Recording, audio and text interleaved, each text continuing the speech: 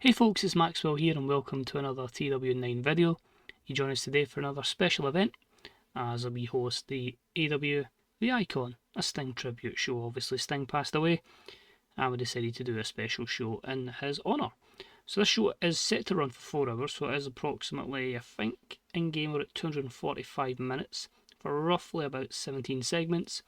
It's intended to be a normal event. The ticket pricing is set at very cheap just to give as many people an opportunity to be there. I put a major band have been booked to play. We'll play some of these special songs. That was my mindset of that. And a special $500,000 on a special set for Sting. And of course, we'll try and boost overall rating. So our main event, of course, will be Darby Allin teaming with Adam Copeland to take on the Young Bucks. So I'm quite happy with it. As I say, I've managed to right the wrongs of the issue with Sammi Zayn being double booked. We have got a replacement in for him.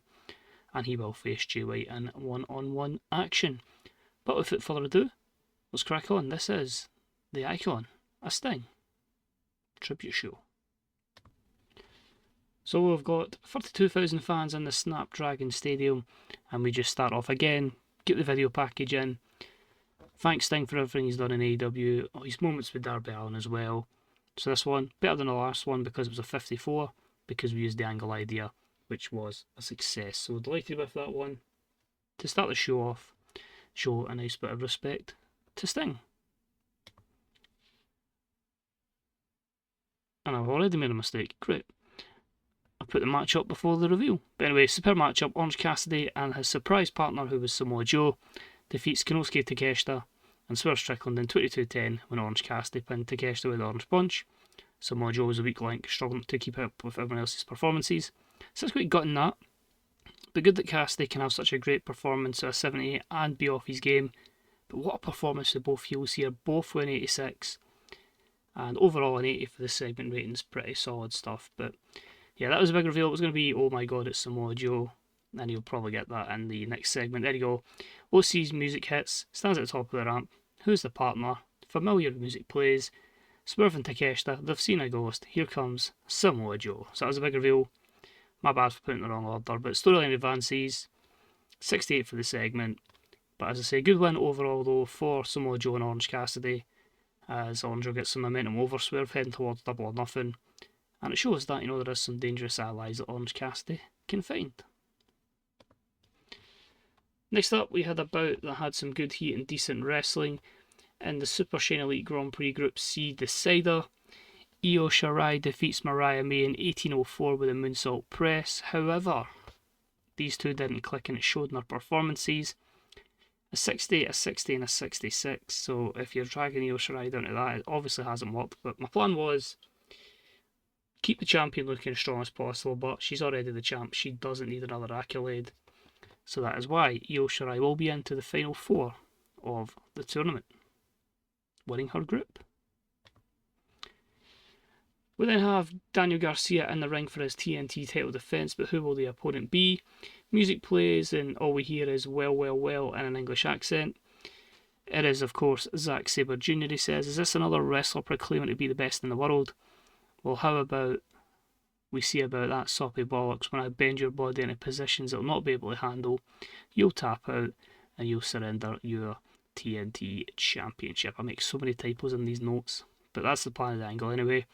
So Zack Sabre Jr. accepts the challenge against Garcia. It's a 63 for that. I've actually had him signed for months on a handshake deal, so you can do both our shows and New Japan's. And the match itself was a technical masterclass that had great wrestling and good heat. And Daniel Garcia defeats Zack Sabre Jr. in 21-32 by pinfall.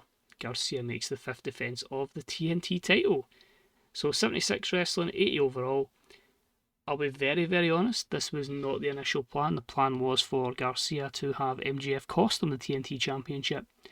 However, MJF is still on that vacation. I put him on to sell the injury. So, yeah, that couldn't happen. So, yeah, good title defence for him. And a good win for Daniel Garcia. Then I've got a little segment backstage, which is really going to help us win 87. And it's Sammi Zayn talking to Bryan Danielson. And he says, listen Brian, I know you got overexcited putting me in your match, but remember this war isn't just with the Death Riders. It's about the Bang Bang Gang as well. It's about the Disputed Kingdom and probably much more. I know you've got one surprise for tonight, but hopefully you can get another man. I'm not letting you down here. I just feel like I've got to battle Jay White for the group. He says, you know, Sammy, you're right. I've righted the wrong from getting ahead of myself, and I've found another guy. We'll have a one-off appearance tonight. So that was just my way of getting around that angle. Stupid mistake by myself, but confirms Jay White, Sammi Zayn, Bryan Danielson, 2 partners of his choice, 1 permanent, one guest appearance against Claudio Castagnoli, Pac, and Wheeler Yuta. It was a superb matchup between Sammy and Jay. Sammy defeating Jay in 2046 with a brainbuster. I actually thought these two would hit into the 80s, which is why I gave it 20 minutes, but yeah, sadly just a 76. Sammy with a 71, Jay White with a 77. I was tempted to go other ways with this one, but I feel like you can't have Sammy losing so well in his run, so he picks up the win going forward. We then had some good heat and decent wrestling in our women's division. The team of Mercedes Moné and Sky Blue defeated Hikaru Shida and Toni Storm in 12:33 when Mercedes submitted Hikaru Shida with a bank statement. I made this storytelling to protect Sky Blue, but at the same time tease that little bit of kind of tension between Shida and Storm. Of course, we will have that triple threat match for the group victory coming up very soon on Dynamite, but a 68 overall is still pretty good stuff, and Sky Blue is only going to benefit in that environment. Then it's Scott D'Amore came out and he confirms that we will see Kenny Omega defend the Continental Championship against AJ Styles at the end of the month at Double or Nothing. So 43 for this one. I was tempted to make the match up tonight, but I felt like there was so much on the show already. Double or Nothing's one of the big events, so we'll save AJ versus Kenny for that. And we can build up a bit more.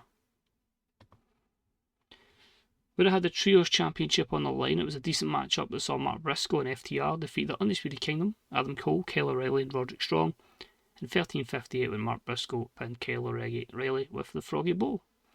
I made this steal the show, hoping it would do a bit better. It's the third defence of the Trios Championship for Mark Briscoe and FTR.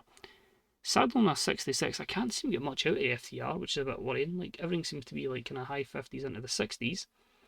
So yeah, they just maybe at that point in their careers, but Dax was off his game. The storyline advances and gains heat. And interestingly, Adam Cole has got a gimmick that's getting a little bit stale. Next up, we have a little segment where we see Hangman Adam Page come out and says, I'm sick of this. I'm sick that this is more moments in AEW that we decide to give to frickin' Darby Allin. I beat Darby Allin. I hurt Darby Allin. I should just take him out tonight, finish the job, and take away this memory for him. Elevated then plays and out comes Will Ospreay, and he goes, whoa, bruv, pipe down. Now, first of all, I'm not here to fight Darby's battles. He's got a big match tonight, honouring a good friend. However, with that being said, I've been on a bit of an iffy run lately, and I needed someone to fight, someone to go to war with, and you, Mr. Hangman Adam Page, you're someone who will force someone to step up their level. And truth being told, mate, when I'm up at that level, it's just one level that's just above you, bruv. The two of them start brawling, Hangman gets the upper hand. He goes to the outside to set himself up for the buckshot lariat, and when he goes to do it, Ospreay ducks.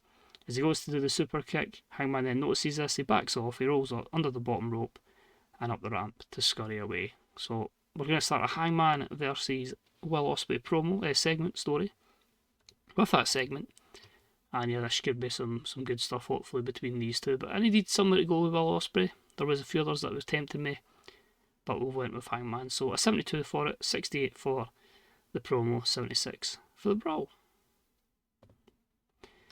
We then had a wild brawl that had some great wrestling and good heat, and we saw Jamie Hayter defeat Athena in 13:56 with a Falcon Arrow. This was the decider in the Super Shine Elite Grand Prix Group B. 74 wrestling, 58 for the crowd, 72 segments, 74 and 73 for their respective in-ring performances. Same again with Athena being the TBS champion. I felt like, does she really need another accolade, or can we make Jamie Hayter really push on to the next level? So we're already going to see Io Shirai in that final. We're already going to see Jamie Hayter in that final. And then it's going to be one of Dr. Britt Baker or Chris Statlander, and one of Toni Storm, Mercedes Moné, and Hikaru Shida. Not a bad women's division when you put it that way. We then see the Death Riders in the ring, who are going to be the surprise partners of Bryan Danielson. You can clearly see there. First off, the one-off appearance is someone we know who's very, very dangerous. We managed to bring in at the last minute, Hechicero. Thought that's a decent one we can bring in, we don't have to take some of the AEW roster and try and shoehorn them into the storyline. Partner number 2, who will it be? It says on the screen, JG, then it says wrestling. We get a small lyric from Rebel Heart, and then it is confirmed that the third man of Team Bryan, obviously after Hechicero, it's Johnny Gargano. So that was the hint of he likes wrestling. Of course, Johnny wrestling, but a 68 for the segment. Debuts the gimmick of Johnny wrestling, which was great. And yeah, he'll have a 6-man tag, which was okay. Technical Masterclass that had great wrestling and good heat. Bryan Danielson, Hechicero, and Johnny Gargano defeat the Death Riders, Pac, Claudio Castagnoli, and Wheeler Yuta in 25-18 when Danielson pinned Pac with the running knee. So he's managed to get one over on Pac in this instance. 74 wrestling, 56 for the crowd, 76 segment. Storyline advances and gains heat. And then if you look at in-ring performances, Danielson and Claudio were the two standout. Although decent stuff, it must be said, by Gargano and Hechicero. The weakest was actually Pac, which is really, really interesting.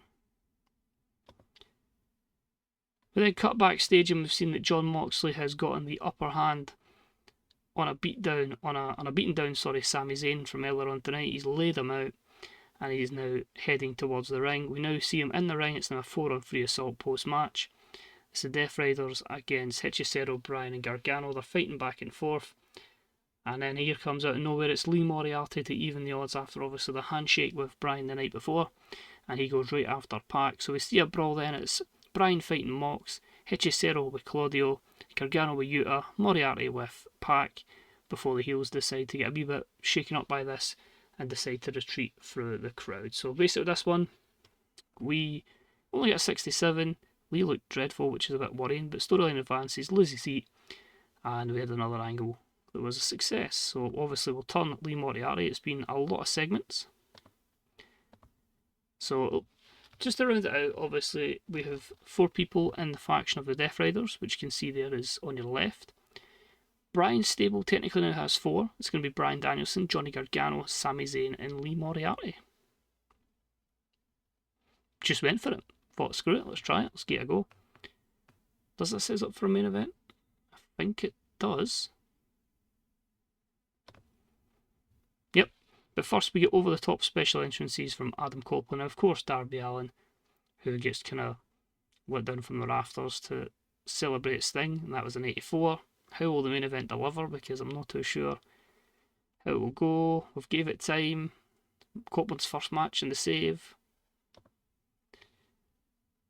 I'll take that. I'll absolutely take that. That's fantastic. And it was about the had great wrestling and good heat. The team of Darby Allin and Adam Copeland defeat the Young Bucks in 20-33 when Copeland pinned Nicholas Jackson the Spear. It's Darby that takes the pinfall, but that gets the pinfall. But anyway, they win. Babyfaces win, obviously, in a show of this magnitude. Young Bucks do the job, and you can see there 75 wrestling, 82 for the segment. Copeland brings a 67, Darby a 73, Nicholas win 88 and a 75 with this particular product. So hopefully we might be about the 84s with a boost in the strong promo earlier. 87, fantastic. So obviously the boost definitely helped that, but it was just to make sure we put on as best a show possible for the Stinger. And as I say, I'm delighted with that one. A lot of people stepped up a lot more into the 70s, some into the 80s. Still a long way to go, admittedly, but I definitely think you can tell we're a few months into the save, and we're starting to progress well. So we'll finish the show because there's still a lot to cover, and we'll say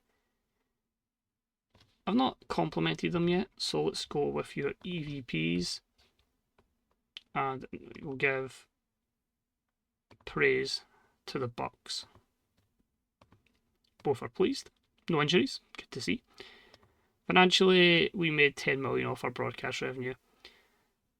It's OP, but as I say, it'll get to the stage where we can't upgrade it anymore and we can start moving on to other things. But we'll maybe put a charitable donation in to kind of make the funds a bit more realistic. That's good that we've got everything up. You can see they're up to 75. So in truth, Southwest went up to 76. If we can keep going at a good trajectory, then if Double or Nothing's a massive hit, we could probably jump to a bigger size. Now it's the media scrum. People are calling AEW the Icon a Sting tribute show a success. The whole roster should be proud. The response went down with the locker room. Kenny Omega didn't appear.